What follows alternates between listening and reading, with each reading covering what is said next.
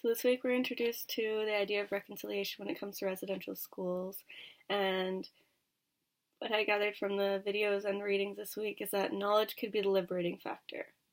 Wabcanoe suggests that there's a course required in university. The Truth and Reconciliation Commission goes around and listens to local stories and brings them to light and tries to bring up solutions for the survivors of residential schools. Justice Murray talks facts and shows us the survivor's story. Now, Paul Boudreau's story, the survivor that Justice Murray shows us, was what really stood out to me. And he talks about the horrible atrocities that happened to him at residential schools and brings to light that it really affected him being a parent. And not only that, but he, after 49 years, never talked about it until he came and finally let it out. Justice Murray, after that, tells us how 7 generations were affected by residential schooling. 7 generations. And it's just so crazy to me.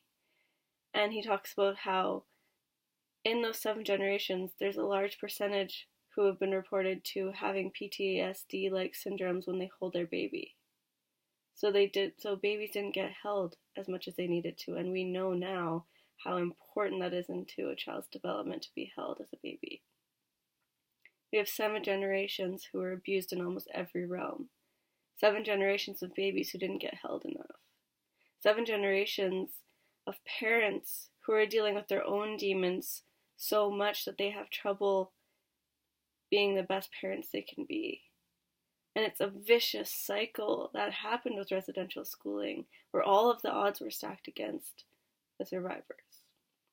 The Truth and Reconciliation Commission has such a beautiful mission where they go locally and listen to stories and try and find individual solutions for people. And we need to remember that Indigenous people occupy a unique space in Canada. They have their own rights.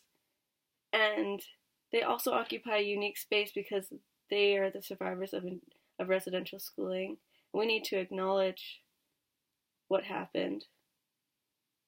Not only acknowledge, but shed light on what happened and teach the generations coming up about what happened, because knowledge is the only way there can be any key to liberation or reconciliation.